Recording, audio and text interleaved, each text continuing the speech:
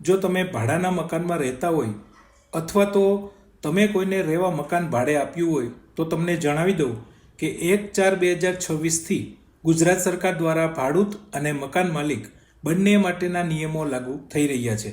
1 April 2026 પછી જો આ નિયમનો ભંગ થાય તો મકાન માલિકને 5,000 રૂપિયા સુધીનો દંડ થઈ શકે છે.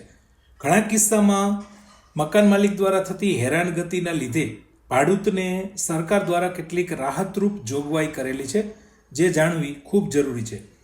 જેમાં છે ભાડા કરાર માટેનો નિયમ, ભાડું ક્યારે વધારી શકાય એનો નિયમ, સિક્યુરિટી ડિપોઝિટ માટેનો નિયમ, મકાન ખાલી કરાવવાનો નિયમ, મકાનમાં રિપેરિંગ બાબતનો નિયમ, મકાન માલિકનું ભાડૂતના મકાનમાં પ્રવેશ બાબતનો નિયમ અને પોલીસ વેરિફિકેશન બાબતનો નિયમ.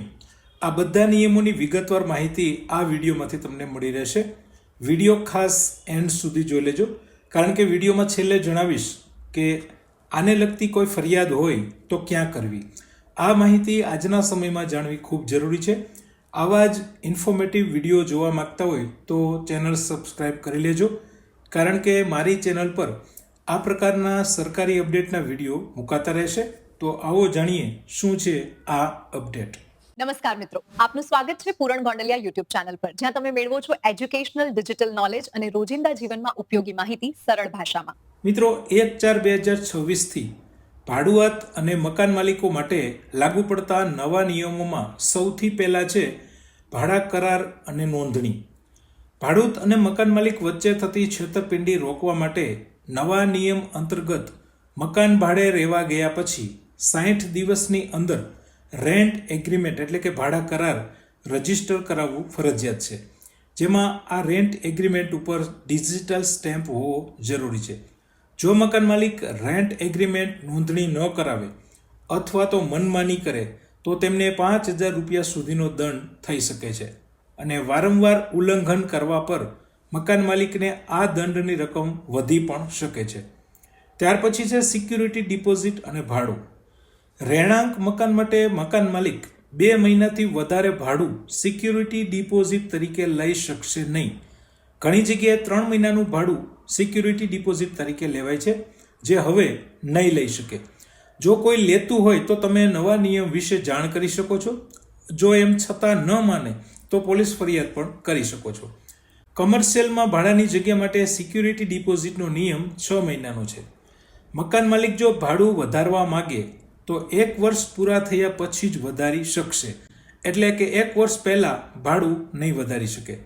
જો ભાડું વધારવાનું થાય તો 90 દિવસ પહેલાં એટલે કે 3 મહિના પહેલાં મકાન માલિકે ભાડૂતને લેખિતમાં સૂચના આપવી પડશે. ત્યાર પછી મકાન ખાલી કરાવવા અને સુવિધાઓનો નિયમ. તો એગ્રીમેન્ટ જો 11 મહિનાનો હોય તો આ સમયગાળા દરમિયાન મકાન માલિક ભાડૂતને ઘર ખાલી કરવા માટે મજબૂર કરી શકશે નહીં. ભાડૂતને ફક્ત રેન્ટ ટ્રિબ્યુનલના આદેશથી જ બહાર કાઢી શકાશે. મકાન માલિક ધાકધમકી આપીને અથવા તો પાણી કે વીજળી કાપીને મકાન ખાલી કરવા દબાણ નહીં કરી શકે, અને જો આમ કરશે તો મકાન માલિકને દંડ થઈ શકે છે. ત્યાર પછી છે મકાનમાં પ્રવેશ અને તપાસ બાબત. તો ભાડૂતની રજા વિના મકાન માલિક ઘરમાં કે રૂમમાં પ્રવેશી નહીં શકે. ભલે મકાન માલિક પાસે ચાવી હોય તો પણ તે ભાડૂતની મરજી વગર ગેરકાયદેસર રીતે મકાનમાં આવી શકશે નહીં. જો મકાન માલિકે ઘરની તપાસ કરવી હોય તો 24 કલાક પહેલાં ભાડૂતને લેખિતમાં સૂચના આપવી પડશે. નેક્સ્ટ છે પોલીસ વેરિફિકેશન અને રિપેરિંગ બાબત. ભાડૂતનું પોલીસ વેરિફિકેશન કરાવવું ખાસ જરૂરી છે, જેથી પ્રોપર્ટીની જગ્યાએ ડ્રગ્સ કે અન્ય ગેરકાયદેસર પ્રવૃત્તિઓમાં દુરુપયોગ ન થાય અને આજુબાજુમાં રહેતા પડોશીઓને પણ તકલીફ ના પડે.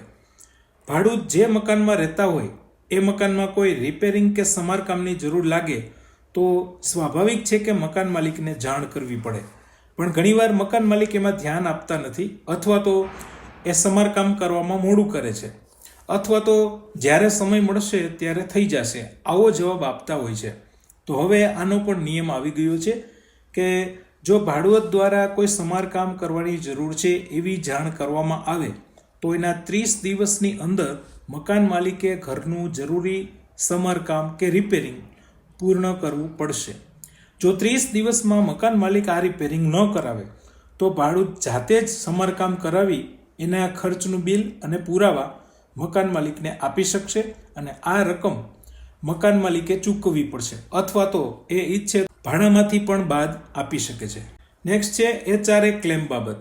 તો અગાઉ નોકરી કરતા કર્મચારીઓ માત્ર ભાડાની સ્લીપ આપી અને HRA ક્લેમ કરતા હતા, પણ હવે નવા ઇન્કમટેક્સ ફોર્મમાં મકાન માલિક અને ભાડુઆત વચ્ચેનો સંબંધ જેમ કે પિતા, માતા, પત્ની, પતિ, ભાઈ, બહેન કે અન્ય સંબંધ જણાવવો ફરજિયાત છે કે એમની વચ્ચે શું સંબંધ છે.